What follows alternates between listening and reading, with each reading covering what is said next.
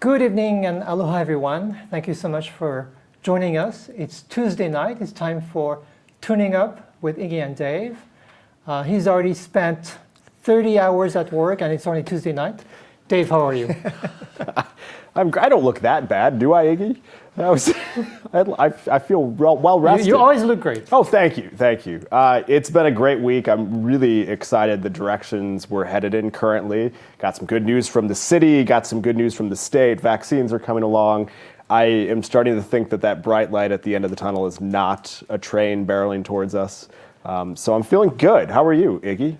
I'm doing good. And speaking of very, very bright light, we have our special guest tonight, Clarke Bright, Bandmaster of the Royal Hawaiian Band, and so many other things that you're involved with. Great to have you. Aloha. Thank you, Iggy, Dave. Thank you very much. Wonderful to have you. Really appreciate it. So, I live nearby Blaisdell Concert Hall, and I see a lot of our kupuna very, very happy when they're there. Not just because they just got their vaccine, but also because they get to hear the Royal Hawaiian Band week long. How is it for you and you musicians to kind of bring a little bit of joy to our kupuna? Oh, it's the best. I think that's the purpose of our musicianship lives, to change the people when they enter our musical environment, to leave a better person because of what they witnessed. And that's why we're there. The Queen's Hospital is providing, as you know, shots for kupuna at the Blaisdell, so partnering with the city. And we, being a department in the city, they asked us to just provide some kind of ambient music. Not anything too loud, because we don't want to interfere with what they're doing in the actual Blaisdell Center.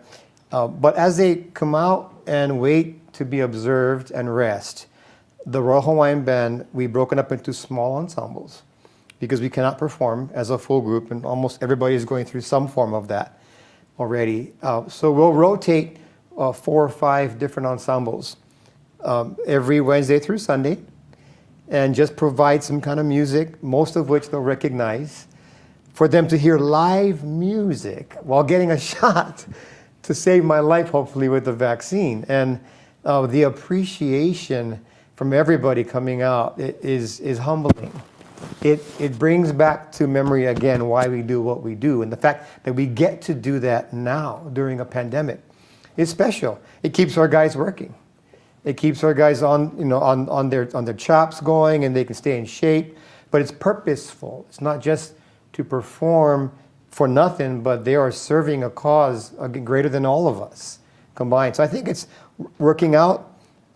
It's a little time consuming at times, but it's worth it because we get to hit many, many people. We are averaging, I believe, close to about 500 people that we are servicing every day with some kind of music, Hawaiian music, classical music, band standards, jazz, swing, whatever it is, every day out there. So it's a joy. It's an honor and a joy. Yeah, a lot of my friends from the mainland, they would text me and they would say, hey, did you hear about Yo-Yo Ma playing for his crowd after getting his test, or no, vaccine, excuse me. And I would reply and say, well, but the Royal Hawaiian Band has been doing that for a couple of months. Dave, you were going to Well, I was going to say, I saw these news headlines as well, and they said Yo-Yo Ma gives an impromptu performance. I just have to point out, and as a leader of a band, there's nothing impromptu about showing up to a vaccine with a cello. You have it on your back, you have to carry it there. It was somewhat planned. Can you talk about just the planning that went into place to have your musicians there safely and on, that's a lot of days every single week to be there. Yeah, so an immense undertaking, I'd imagine. Months of planning, because we had to rearrange everything, basically restructure the whole process of how we do things. And then when we thought we had it down, we had to meet with medical professionals and the union and administration. Yeah, you're laughing. You know where I'm going.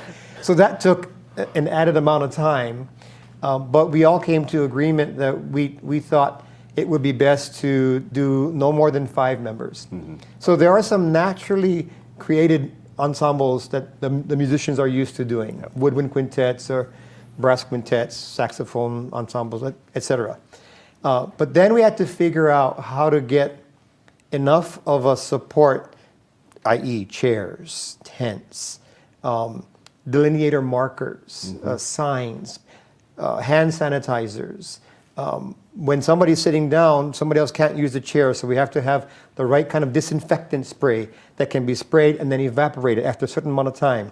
How long can we really play, being wind instrument players, outdoors, that we think is safe for them? And then how much time do we have in between each group? So that we have to plan all that out. And then we work with our field coordinator to assign each ensemble to a different time. And you have to arrive at this time because we don't want them hanging around too early to be exposed to each other. And then they have to play and then leave early. And then in the meantime, while 4 of them are at the Blaisdell, we still have maybe 2 or 3 either at the zoo or at Royal Hawaiian Hotel or at the Moana Hotel or in rehearsal. So that becomes a logistical challenge, but we got great guys. We have 2 or 3 different vehicles going out in different locations, some chairs here, some signs here, some markers here, always PPE wherever we're going. So it was a challenge, but it's on a roll, and it seems to be working right now. Yeah. Great. A lot of things that Dave, you must be familiar with, all these non-artistic protocol. Yeah, it has just, I don't know if you're feeling this as well. I mean, it sounds like from your description of this, but we've been tossed into this. There are now 12 steps before we even get to the point of what we're going to play. And so it has been a little bit of a challenge, but I think we have some really great city partners who have shown how important it is that we take these precautions, but then we also find a way to continue providing music to the community, because that is our mission at the end of the day, a shared mission between our organizations. Very important mission, we feel. Yeah. Clarke. Sorry. Yes, I think we should talk about the wine this evening, because as you'll probably notice, we had orange wine back in October for Halloween, but Sounds scary. This is not orange wine. This is not green wine. This is green beer. And who made that beer? I made this green beer. Show proof. The proof is in your fingers. The proof is indeed in my fingers a little bit here. Thank you, Donard. Yes, tomorrow is the high holy day of St. Patrick's Day. I am in a good Irish Catholic from Chicago, the Shirish, as we're called, and we dye our river green. And so I decided tonight we should at least dye our beer green, and to say slancha. And I haven't had a chance to try it. But, Yeah. we will after. I will after the show. Yeah. How? It's been 1 year, right? Yeah. When did you arrive here, or when did you start working? The first day of work? I arrived in Honolulu on March 6th and started on March 10th. So this is my second St. So your Patrick's second Day St. away Patrick's from Chicago. But the winner of our trivia question will not, unfortunately, get to drink your beer. We could arrange that. I could make a special batch of green beer for the winner. But tonight, thanks to our friends at Hosser Wine, Terry over at Hosser, we have a wonderful Spanish wine that's not green, a Caro from 2017. I believe it's a blend. You'd have to pick up the back and read it for me. Oh my, I just saw the eye doctor yesterday, and so I'm trying out those new prescription. It's a blend of Merlot, Tempranillo, Syrah, and Monastrell. Wonderful. Nice. And well done. Thank you, doctor. Yes, the winner this Yes. evening will have that bottle delivered to them. And the question this evening, that you can text the answer to the number below here on the screen, is, what's the question, Iggy? Well, I think we decided that Clarke would be the perfect person to answer. Perfect. Okay. Okay, if we're all up to it, it's a 3-part question, and it's involving the Royal Hawaiian Band. So I'm the 22nd bandmaster. Who was the most prominent bandmaster of the Royal Hawaiian Band? After you. That's 1, thank you. 2, what year did he start? And 3, how many years was he the bandmaster of the Royal Hawaiian Band? Again, who was the most prominent bandmaster of the Royal Hawaiian Band? There were 22 of us. 2, what year did he start? And 3, how long was he bandmaster of the Royal Hawaiian Band? So we'll see if we have a winner. But the reason why I asked you, Dave, how long you've been here, it's been 1 year, right? Yeah. And so 1 year and the pandemic started. And so one may guess that you might not have had the opportunity to enjoy or appreciate or savor all that Hawaii has to offer. And so we haven't talked about it, but I thought maybe not today, but in the coming weeks, I would invite our viewers to call or text the number. And I have this new segment called To Dave with Aloha, which means things that you think Dave should enjoy now that we can see the light at the end of the tunnel. It could be a favorite dish that's very popular in Hawaii. It could be a favorite hike. Not a business, because we're not here to promote businesses, although sometimes it depends if they're very, If there was a good Irish pub, I would visit. And I hear there's a few, so. There are a few. But anyway, something to kind of think about. Again, it would be called To Dave with Aloha. Anything that you think Dave ought to discover about our beautiful islands? Well, I would say we could start tonight, but I will say that as soon as things reopened the first time, and this must have been back in June, May perhaps, I got a notification that the Royal Hawaiian Band was playing at the Bishop Museum. And decided that on a Sunday afternoon, my wife and I would go. We hadn't been to the Bishop before. I had to hear the Royal Hawaiian Band, and we had a chance to meet. So maybe that would have been one of the things on your list that you had recommended to me. But it was really wonderful to experience that. And that was actually, I think, before I had actually heard any of the musicians of the HSO play. A few of our musicians were playing that day, and so I got to hear them for the first time. But I think it really speaks to the number of partnerships and the flexibility and dedication you have to serve the entire city here. It's phenomenal. Well, we need everybody working and playing and serving the people of Hawaii with music.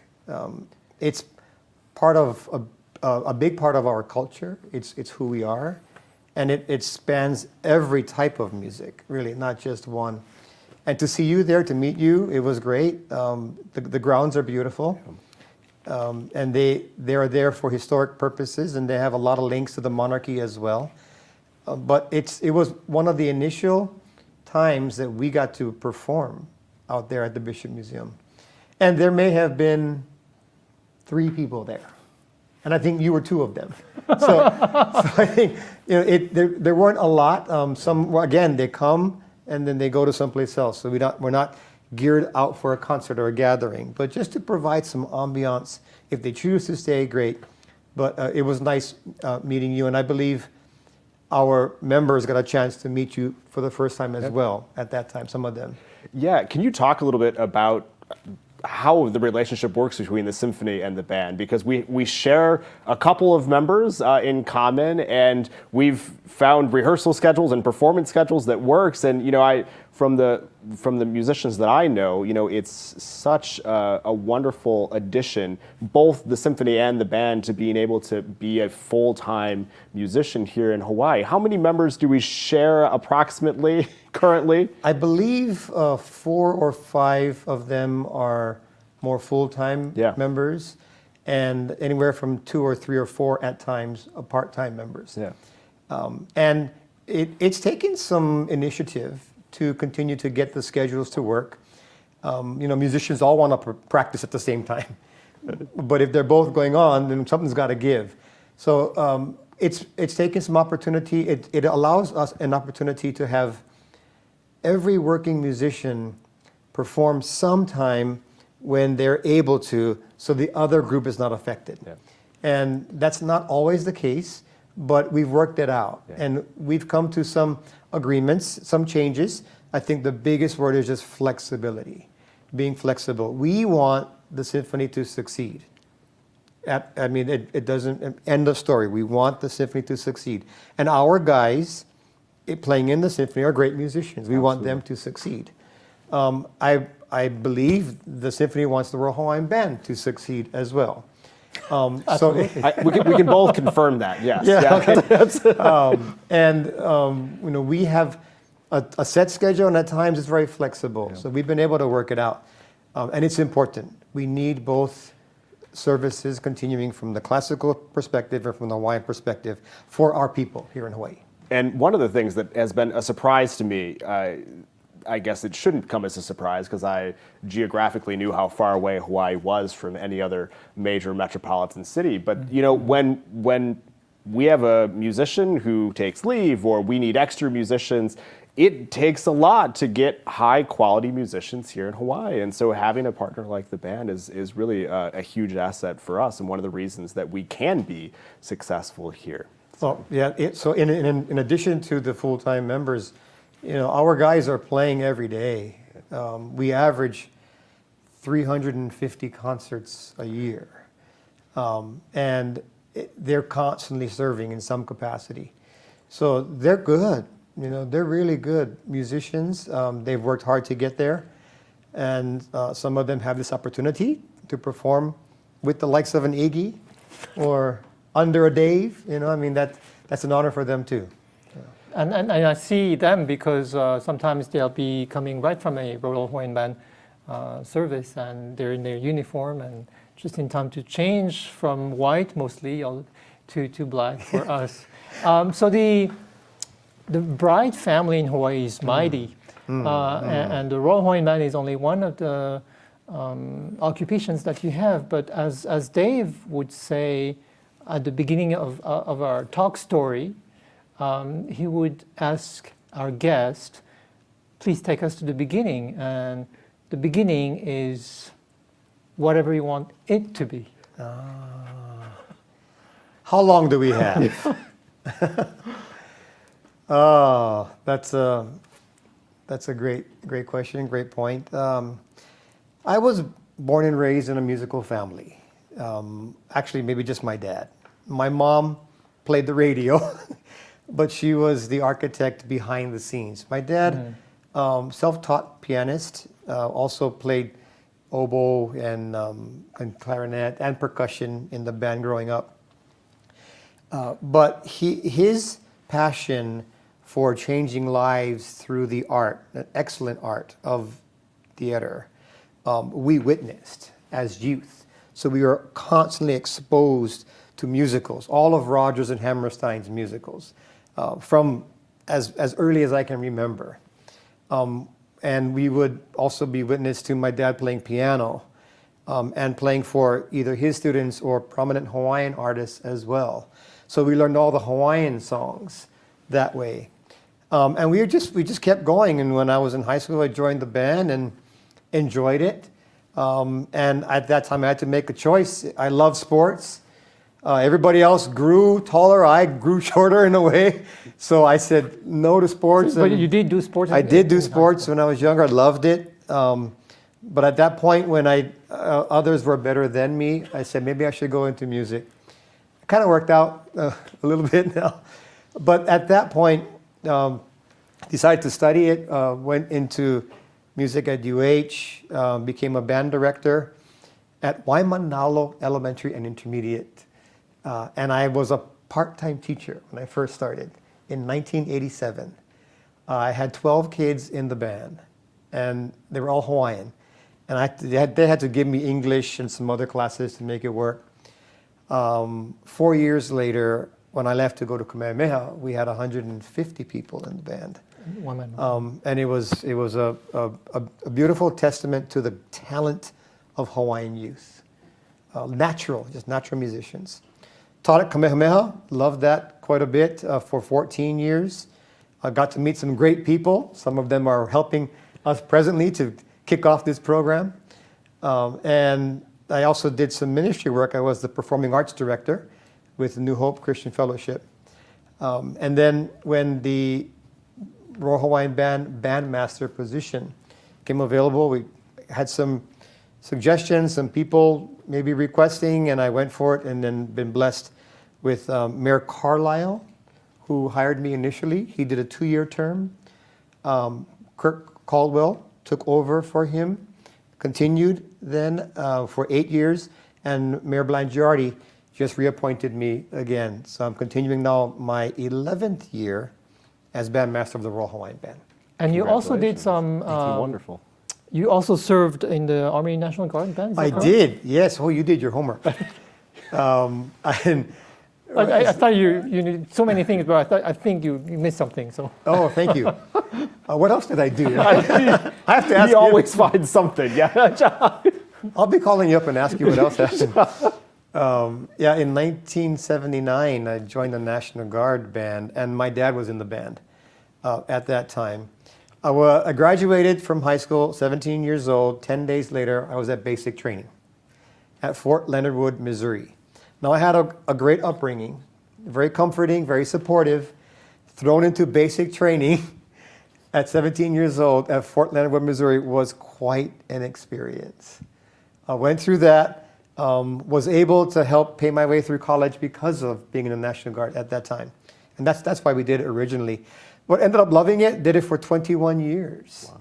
Retired, so I have some benefits now. I'm coming of age to get retirement from them this year. I'm looking forward to that. But Halekoa, Navy Exchange, commissaries, those are all part They of all the know perks you well. now. I love it, yeah. Those are the perks now, yeah. how do you go from singing Rodgers and Hammerstein at home to basic training? It wasn't easy. I didn't enjoy it. It was the worst time in my life. It really was. I never knew those kind of people existed, honestly. But there was something in it that was competitive as well, because I had to get through it. It had nothing to do with music, but I had to get through it. So I learned a lot. I cried a lot, honestly. I cried a lot. I valued the letters from home, and I couldn't wait to get back. And then when I got back here, it was rejuvenated, and I realized why we did it, because I played with the 25th Division full-time Army Band. You do that for about 2 months as well. And that's when it came back. Yeah, I did this for this purpose. I love making music.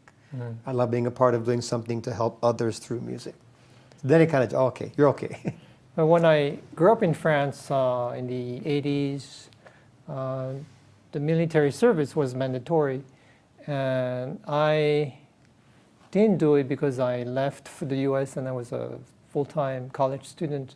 And so if you were living abroad, being a student, you didn't have to do it. But my brother, older than me, did his military service, and he is a French Navy Reserve, and he's also amateur pianist. But there was always things that he values from serving in the French Navy. Dave, do you have any in your family or any military colors? Not so much. I have an uncle that played in one of the military bands, a trombone player, I believe it was.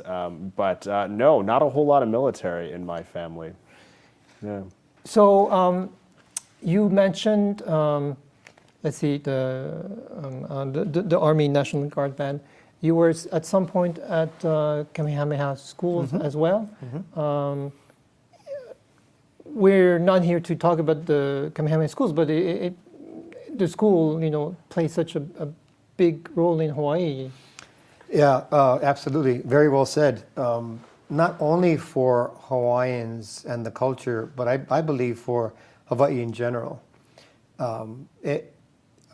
The school and its resources has created such a service to Hawaiian youth, and a service I believe now spreading out to varying communities as well. And it was interesting being a Hawaiian and working at Waimanalo School initially, working with Hawaiian students, and then going to Kamehameha and working with Hawaiian students there, and now being part of the Royal Hawaiian Band, working with Hawaiian music, Hawaiian community. It's really brought me back to the understanding of how important Kamehameha Schools is. And not only was, but is. And will continue, I believe, to have even more of an impact. My 2 sons went there. I was not able to go there, unfortunately, but my wife teaches there, is now a 32-year member. has taught some wonderful students in the past. She has a choir that's doing well, although now they haven't been able to sing for quite some time. But does she still teach the choir She somehow? still teaches somehow. They do some virtual performances every now and then. She'll get them together with masks separated, or have them record something and send it in and work on it digitally. So she does a lot of ukulele. She can keep them going that way, but she's still there.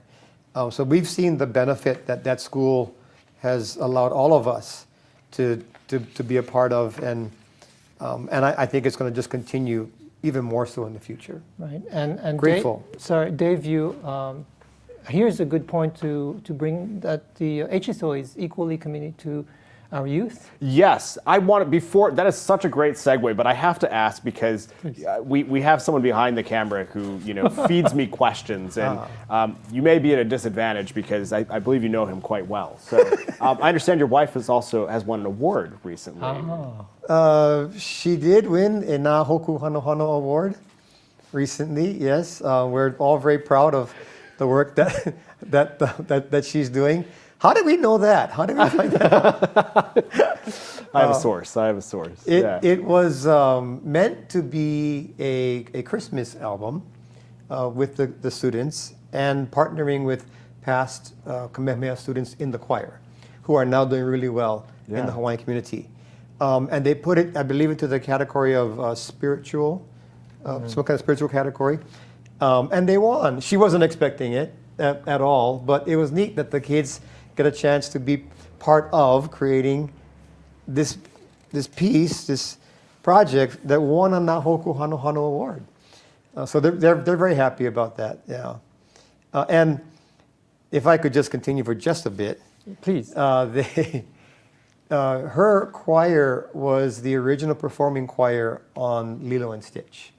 The very Really? first Lilo and Stitch being made, yeah. The entire choir. They came down, Disney came down and recorded them here. They were on several tunes, 3 or 4 different tunes. And she loved it. It was great, of course, Disney, right? Right. Yes. And that movie continues to be played. And every time it's played, it helps the family, it helps the school.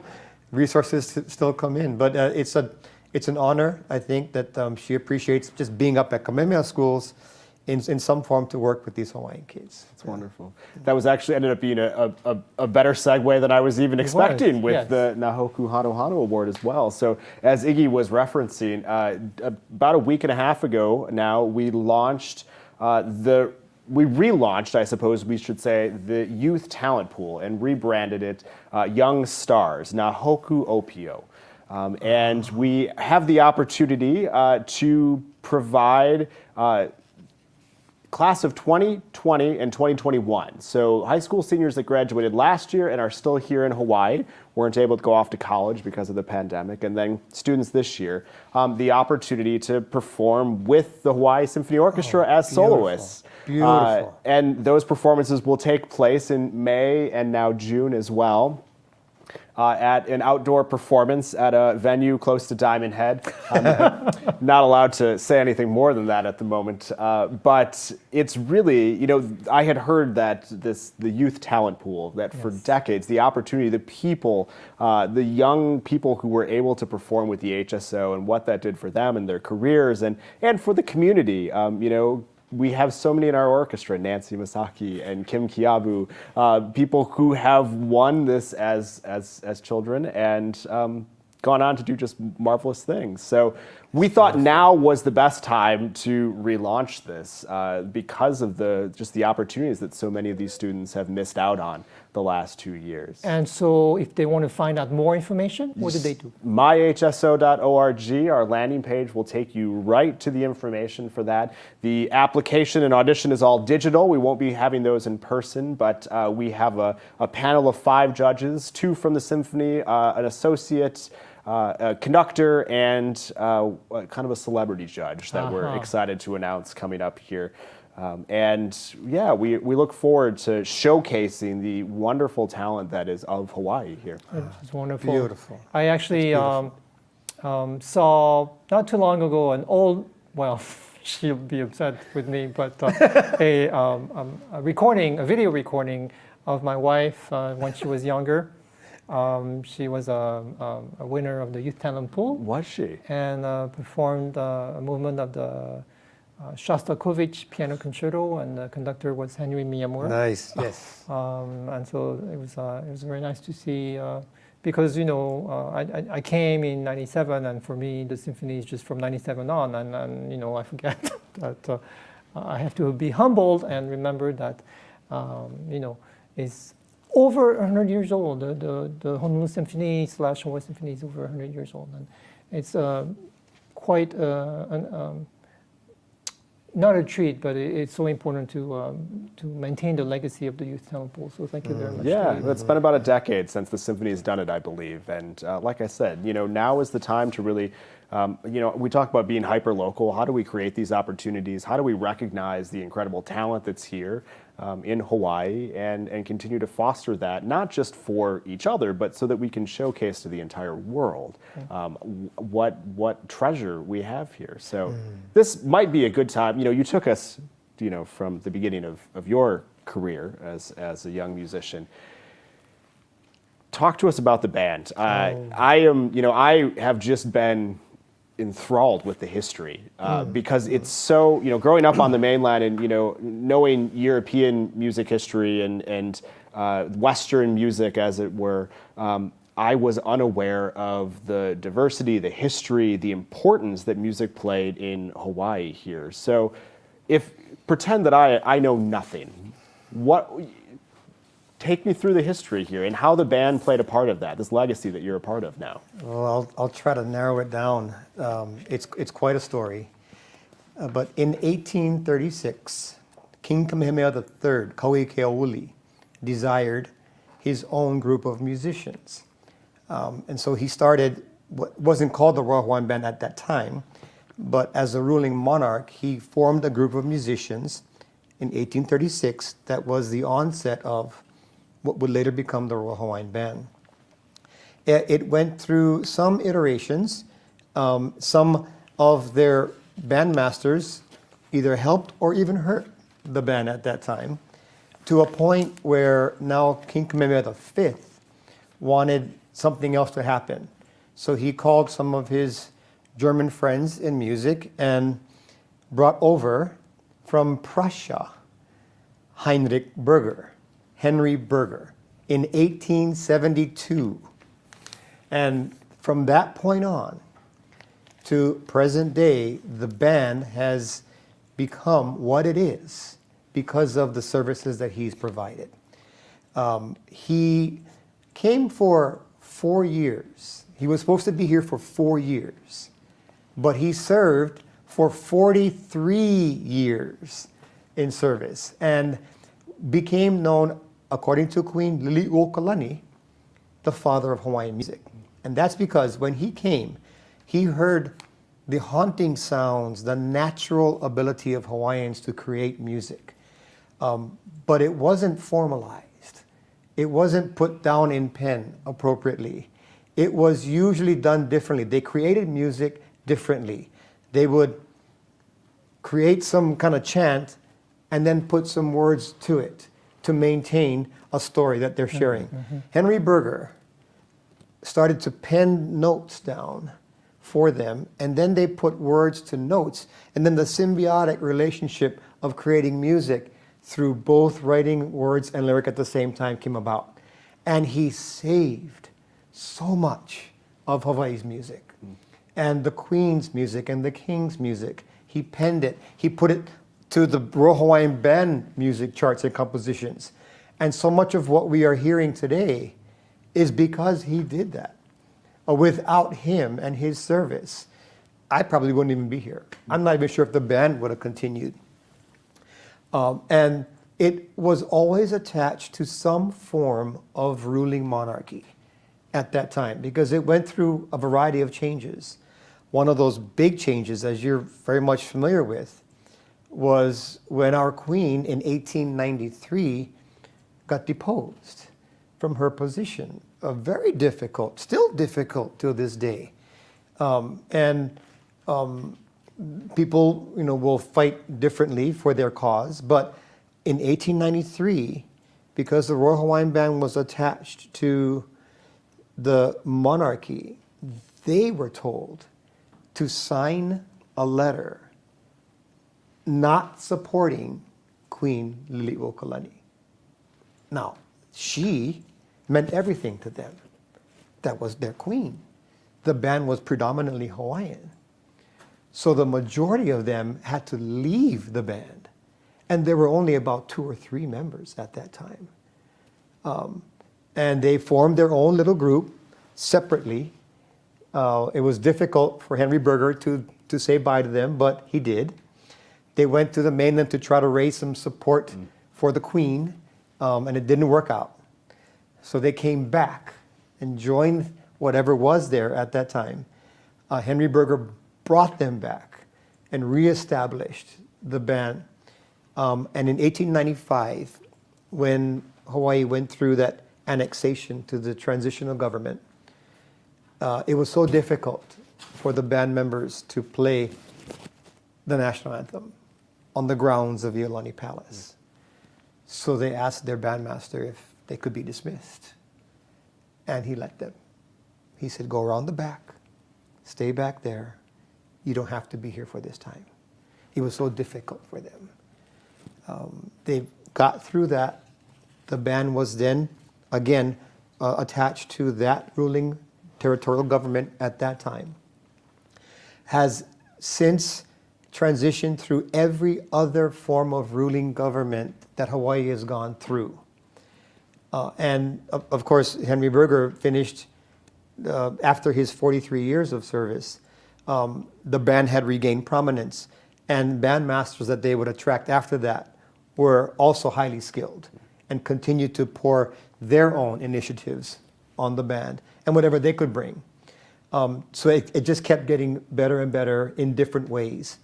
And an interesting thing happened, and the most important thing for us now, Prince Kuhio, after realizing the Hawaiians had lost their voice in 1893, became a delegate to Congress, a Republican delegate to Congress, for the sole purpose of maintaining Hawaii's voice somehow, because they had lost it. And in that process, he helped establish a city and county, because the governor at that time was appointed through U.S. territory. But the mayor of a city had to be elected by the people. And the people were all Hawaiians. So they created the city in the early 1900s. And where'd they put the band? Right in the city, from its inception to where we are today, as a department, a full-time department in the city and county of Honolulu, thanks to Jonah Kuhio, Prince Kuhio at that time. That's a small, quick encapsulation of our history, but that's kind of where we are now. We love being part of the city. It fits well. We're a service organization. We're not used to people coming to us. We're more used to going out to wherever they're at, whether it be in educational institutions, adult daycares, Blaisdell Center outside for vaccinations, malls, community events, government events, wherever that the band is usually there serving to this day. Thanks primarily to King Kamehameha III, Kauikeauli, for starting us, Henry Berger for his 43 years of service in 1872 when he started, and Prince Kuhio as well. And we are here today for that purpose. And I see Henry Berger's name every time we play Hawaii Po'enoi. Hawaii Pono'i, he, along with King David Kalakaua, wrote Hawaii Pono'i for all of us. And something you may or may not realize, but Henry Berger not only was prominent for the Royal Hawaiian Band, but he assisted in developing music throughout the island with Punahou School, with Sacred Hearts, with Kamehameha. And he was the conductor of the group that later became the Honolulu Symphony. Wow. Henry Fascinating. Berger not only did the Royal Hawaiian Band, but because of his work with the initial group of people who were string instrument players, he conducted them, and they later became Honolulu Symphony. The second oldest orchestra west of. West. I believe it's the Rockies. West yeah. of the Rockies. Yeah. Clarke, can you tell us about the musical education in the royal families and how important it was here? Because, I grew up in France, and they talk about Louis XIV and who invented the ballet, but we don't realize enough. We know about Queen Liliuokalani, but also King Kalakaua and Princess Likelike, and how important musical education was, and how they wrote songs and wrote music. Absolutely. You said it all, Iggy. You said it best. It was, if you were part of the royal family, you did music. They went to the Royal School, which is now Royal Elementary, right there in town. But they were born and raised in it. It became something that they were prominent in. But not only that, they were smart music educators when they were young. They wanted to know the theory behind music, piano, and then writing music. They would have these little family competitions because they were all gifted. We play all their music to this day in various forms. It's taken on different arrangements. But it wasn't uncommon for any member of the Royal Hawaiian family to get involved deeply in music. Our queen has spent much of her life penning her deep thoughts and her pain through music, and so has the kings as well. It's not normal, but they were extremely gifted, very, very gifted. And we all know to be a great musician you have to be smart, right?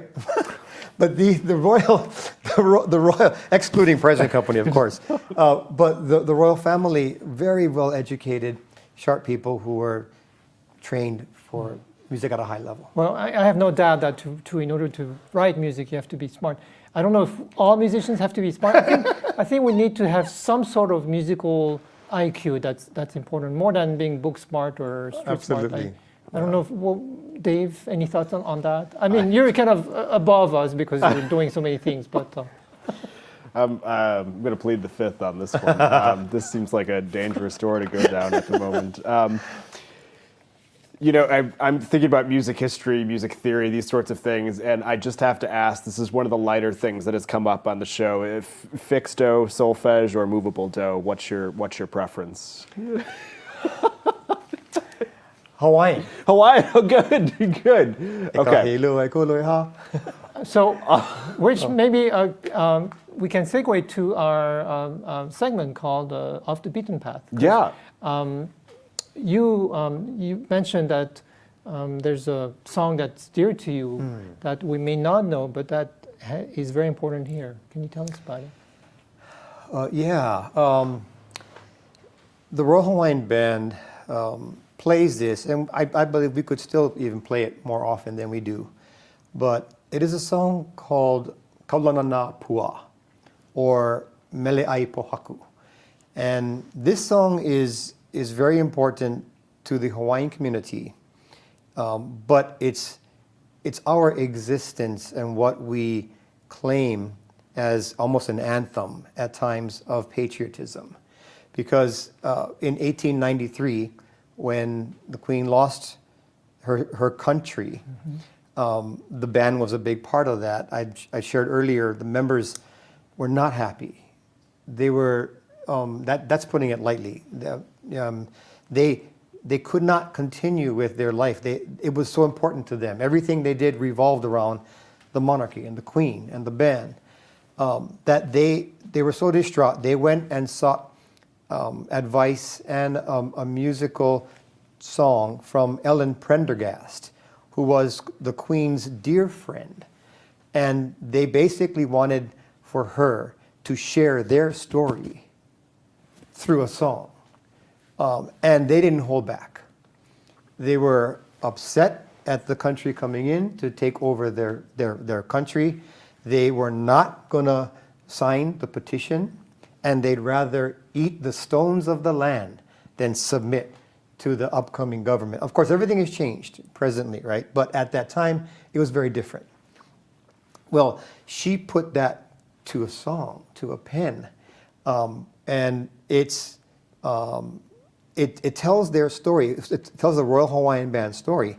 We play it now as Mele Ai Pohaku, and it starts off kind of somber to share the feelings at that time of our members. It gets kind of majestic towards the end when they really put a statement down and says, we will follow our queen, we will show the support. So much so that the band members can have something in their power to claim their own. And it has since gone through the Hawaiian community in varied ways. It can be played up-tempo, so even hula halau dance it every now and then, but the message is still the same. There have been projects where they do films and they go all over the islands with prominent artists, and they all take a little clip of this and that, and they sing that tune. But we know its purpose, and that's a tune that I think is a bit off the beaten path per se, and one that we probably should play more, but I think almost everybody should play more, just to bring back the reality of how powerful that message was at that time. So Mele Ai Pohaku, the song of the rocks. We will not follow that leadership. We rather eat the rocks of the island. So Mele Ai Pohaku. Mele Ai Pohaku. Very, very, very interesting. My song doesn't have the same wealth of history, but since this is about the Royal Hawaiian Band, I thought I would find a piece, for once not symphonic, but that was written for saxophone. And the composer is French. His name is Eugène Bozza, B-O-Z-Z-A, and he wrote a very sweet, melodic a piece called Aria for alto saxophone and piano. But the truth is, you can also play that piece for flute, on the flute, or the clarinet, and even on the violin and cello. So Aria for alto saxophone by Eugène Bozza is very sweet. You'll have, you'll be shedding tears as soon as you hear it. Dave, did you have a St. Patrick's? I do, yeah, actually. Okay, let's see if we can follow this one, okay. March 17th, 1749, what Handel oratorio was premiered?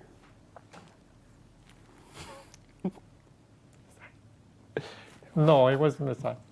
Solomon. Solomon. So, what opens the third act? The entrance of the Queen of Sheba. There you go. Yes, absolutely. The other today, actually, it might have been last night. I was getting into the holiday spirit here, and there's a wonderful traditional Irish group called Danann. And all of a sudden, what came on was an Irish rendition of the Queen of Sheba on this recording, and it blew my mind to think that the Messiah was another one of Handel's oratorios was premiered in Dublin, and to think what traditional instruments would have sounded like in 1700s in Ireland, and then to hear this recording of modern day traditional musicians playing Queen of Sheba, it blew my mind, and it made everything connected. The history that you're talking about with the band and how it relates to the symphony, and how we can have music from 1750s England in modern day on Irish instruments with bagpipes and fiddles. Everything is connected through music, and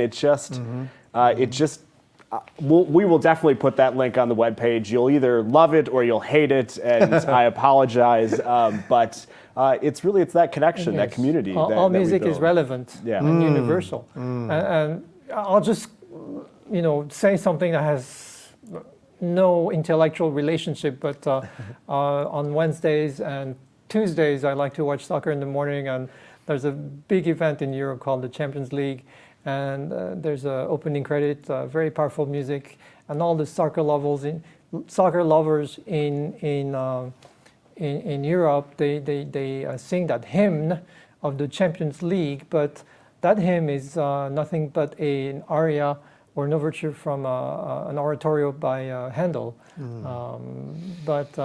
So it's important to know the value of classical music, even for the soccer fans. Yeah. With that transition, Clarke, we mentioned about how the role of education. Tell us about your foundation, I'm a Bright Kid Foundation. Oh, thank you. Being born and raised in a musical family, my dad was everything to many people. Rare that you can have so many gifts in one human being, artistic and compassion and love and discipline. But he did that for thousands of youth. And through the arts, you can touch people that way, I believe, not only as audience members, but on stage. So much so that they became family. He did that for many, many years at Castle High School. And then at Paliku Theater, we mentioned some of that earlier. But he passed away about 5.5 years ago.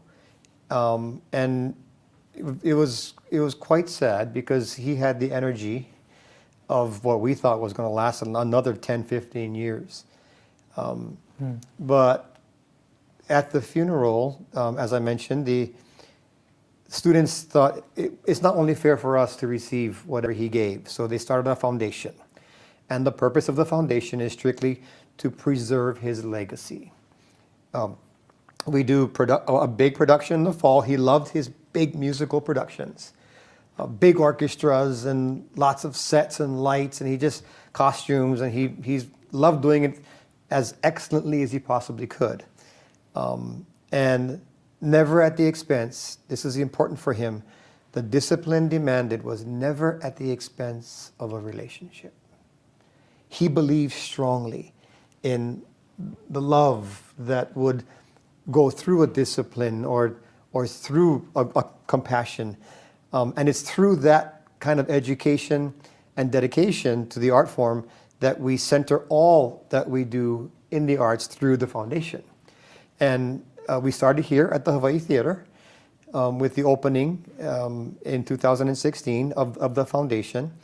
And we also give out scholarships to either people in education or the arts.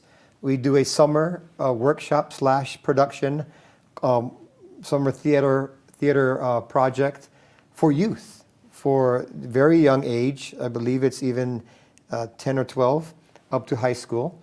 And that's every year. And we assist in various other audition-related exercises or whatever is needed to keep his legacy alive. His name kind of signifies him. He was extremely bright in many, many ways. And people fell in love with him, and we don't want to let him go. We want to keep him around as long as we can.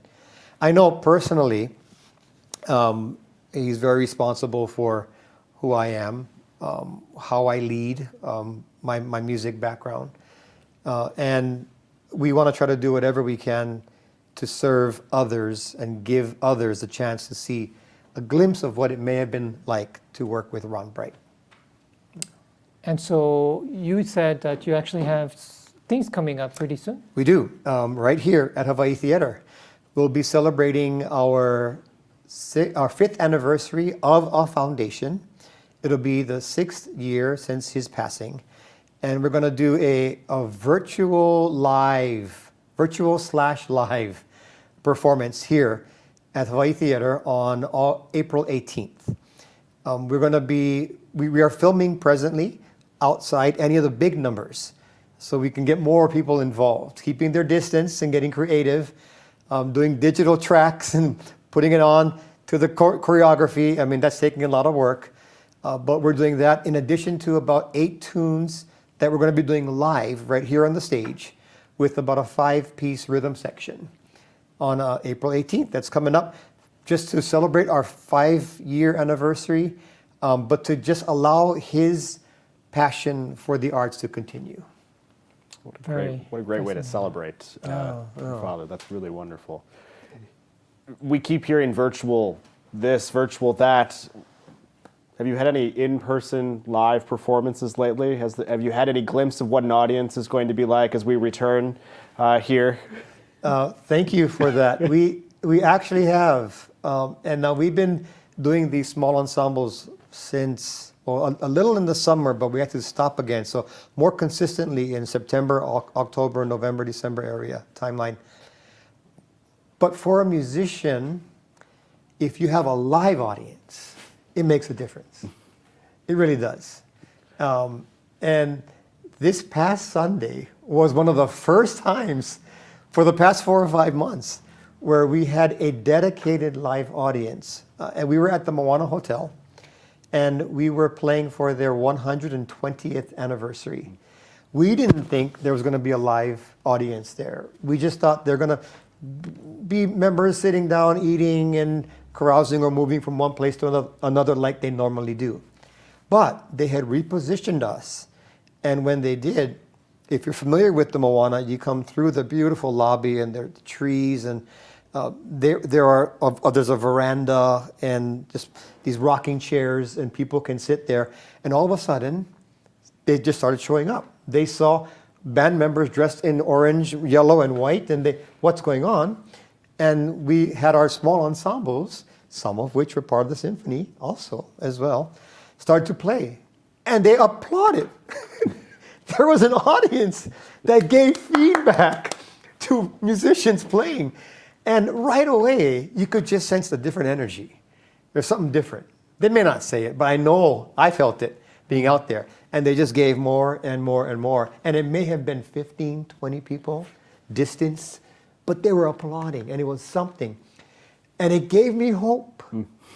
It gave me hope for all of us going back. And I truly believe when symphony gets back, when the band gets back, when Hawaii's music gets back, it's going to be healing like no other time, maybe in history. Because nobody does it better, and then I may be biased, but Hawaii in celebrating music and impacting its culture. There are so many different ways Hawaii does that. And we need the symphony, we need the band, we need everybody to be working. But there's going to be a healing time. And get ready, because you're going to be busy. I truly believe this. They're going to be coming out. It may not be right away upon the first opening of our community, but I believe Hawaii, because Hawaii does it so well, will be out there. The reawakening. A reawakening, healing and a reawakening. Yeah. Clarke, I should mention that, so I came in '97. I should acknowledge the two bandmasters before you who I met. One is Aaron Mahi, and I think after Aaron was Michael Nakasone. Nakasone, yes. So Aaron, Michael, yourself, you've been communicating with the city and county for so many years. Any advice you have for Dave, who's only started to do that this past year? That's a loaded question. Remember what I said, is there anything you don't want to talk about? Always be very nice to the mayor of the city and county of Honolulu. That's very important. Oh wow, you kind of got me there. No, I would understand that the mayor, the managing director, the executive director of MOCA, Makanani Sala, they all want Hawaii to go back to what Hawaii was. And they understand that its passion and its love is also rooted very deeply in music. And so I think they want what's best for everybody. I think your continual approach to respect the fact that they have to make decisions that's best for the safety and well-being of the people are there. I know you know that. And at the same time, I also know, because we go through it, that you have to tighten the screw every now and then to make aware of how important what we do is. Institutions. It's very, very, very important. So that there's always a balance. Yeah. I think, in doing that. But they want what's best for us. They can't wait for us to get back to. Oh, absolutely. And we certainly sense that. And I feel like we have a great renewed partnership with the city and the county. Fantastic. And I think we have a great group of people in there who just want to support music and culture and economics, because that's a little bit of what we do as well, but really for the benefit of the community. And I think I'm so inspired. It's something that I talk about a lot, but hearing you talk about how the organization serves the community, it's something that we talk a lot with the symphony here. How are we of service to our community here throughout Hawaii? So I've enjoyed the opportunity to learn from you this evening. And I normally ask this question, what does the future look like? But you just so eloquently told us that I don't even have to ask the question. So I'm so grateful for your time. And thank you very much. Wonderful to Iggy's picking up a green beer at the moment. So that must be the end of it here. Thank you. Appreciate it. Thank you all for tuning in. We'll see you next week. And Iggy, cheers. Sláinte. Santé. Imo.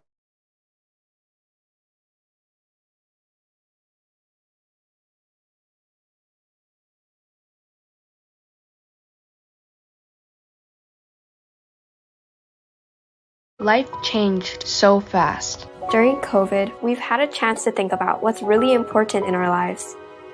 The arts are an expression of what it's like to be human. To feel, to help us make sense of our world. Does it mean anything if no one sees it? Training and dedication are stronger than any virus. We all need to express ourselves. Keep doing the things that make you happy. So when the lights come back up, We'll all be ready. For the last 24 years, your nonprofit Historic Hawaii Theater has helped millions of people explore and experience the wonder of music, theater, and culture. From school plays to Broadway shows, from the Brothers Caz to the Beach Boys, we've transported you from Hawaii to the moon and back. Won't you become a member today and help preserve this last remaining historic show palace? Go to hawaiitheater.com. Become a member today.